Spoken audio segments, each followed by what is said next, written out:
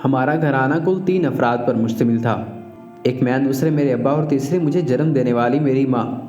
ابا government school میں head master تھے، اماں گھرداری کے کاموں میں مصروف تھی۔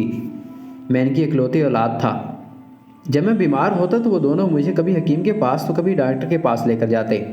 اماں ہاتھ میں تسبیح پکڑے کچھ بڑبڑاتی چلی جاتی۔ ایک دن اماں کے سینے سے لگا، اماں پھر کچھ بڑبڑائے چلی جا رہی تھی۔ اس دن سمجھ آیا کہ اماں کیا پڑھتی تھی۔ ہردانی پر یہ دعا کرتی تھی کہ اللہ اس کی ساری تکلیفیں، سارے دکھ مجھے دے دے۔ ابا ریٹائر ہو چکے تھے، بڑھاپا ان کی عمر کی دہلیز پر دستک دے چکا تھا۔ پینشن میں زندگی کے وقت کو کھینچنا دشوار ہو گیا تھا، لیکن مجھے نوکری کی کوئی فکر نہیں تھی۔ زیادہ وقت چارپائی توڑتے ہی گزارتا، لیٹتے ہوئے تھک جاتا تو دوستوں کے ساتھ وقت گزارنے چلا جاتا۔ ابا نے ملازمت کرنے کو کہا تو ان سے کہہ دیا کہ میں اس ملک میں تو کام نہیں کروں گا، باہر جا کر لاکھوں کی نوکری کروں گا۔ میرے اندر کی حیوانیت میں اضافہ ہوتا چلا گیا۔ اکثر اماں کا ہاتھ گھسیٹ کر کمرے سے باہر دھکیل دیتا۔ ان کو میرا رویہ کتنا بھی ناگوار کیوں نہ گزرتا، وہ پلٹ کر میرے پاس لازمی آتی۔ میں جانتا تھا کہ میں ان کی زندگی کے لیے لازم ہوں، مجھے منائے کھلائے بغیر وہ کبھی چین نہ لے پائے گی۔ اماں مجھے سمجھاتے سمجھاتے تھک گئی تھی۔ ایک روز اماں سے تکرار کرتے کرتے ان کو کمرے سے باہر دھکیل کر دروازے کی کنڈی لگا دی۔ اماں کمرے کی کھڑکی میں منت کرنے لگی اور روتے ہوئے فریاد کرنے لگی کہ جو تو کہے گا میں مانوں گی۔ میں نے مقصد کی کامیابی کے بعد دروازہ کھولا تو اماں میرے پیروں میں آ کر گر گئی۔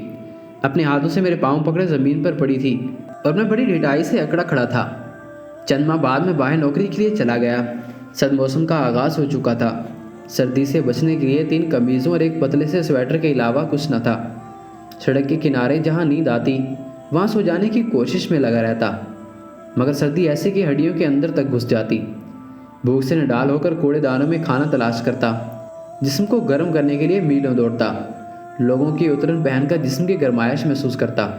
اس طرح کرتے کرتے ایک دن نوکری مل تو گئی، پر مالک نے میرا پاسپورٹ اپنے قبضے میں رکھ لیا۔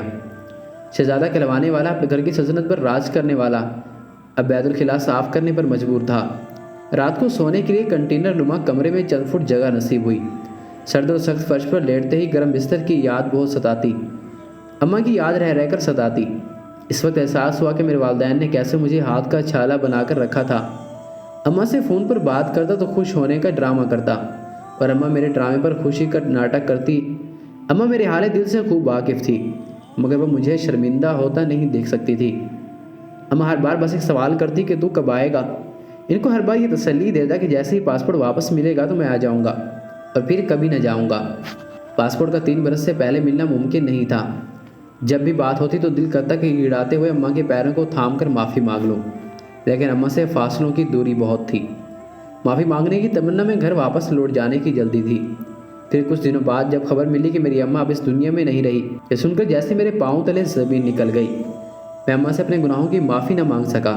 میں اپنے رب کو کیا منہ دکھاؤں گا؟ ماں باپ سیڑھی نہیں ہوتے کہ جن پر چڑھ کر ہم بلند ہو جائیں اور پھر انہیں فراموش کر دیں۔ ماں باپ بچوں کی ڈھال ہوتے ہیں، ایک ایسا درخت جو بوڑھا ہو کر پھل نہ بھی دے لیکن سایہ ضرور دیتا ہے۔ ماں باپ دنیا کی ہر ٹھوکر برداشت کر سکتے ہیں، لیکن اولاد کی ٹھوکر برداشت نہیں کر سکتے۔ والدین کی دعائیں تسبیح کے دانوں کی طرح ہوتی ہیں، جو اولاد کے حق میں ہر وقت تسبیح کے دانوں کی طرح گرتی رہتی ہے۔ والدین کی نافرمانی کی سزا دنیا ہی سے ملنا شروع ہو جاتی ہے۔ اللہ تعالیٰ سب کی اولاد کو والدین کا فرمانبردار بنائے، آمین۔